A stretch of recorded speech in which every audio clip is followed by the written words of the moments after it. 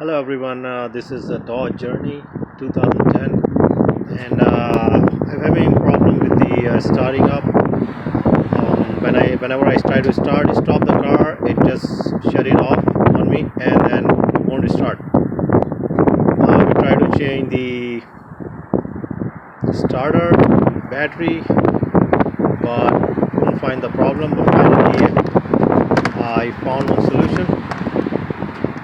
This is the ground wire. I bought it.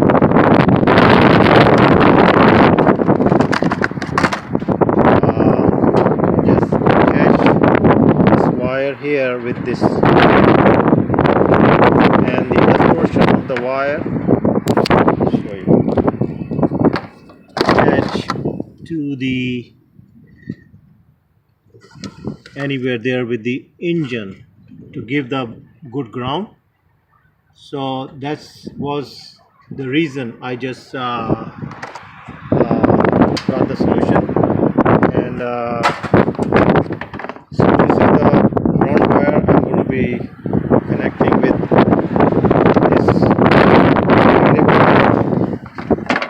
black one, and then attaching this to the somewhere over there with the engine. And I already tried it and it started right away.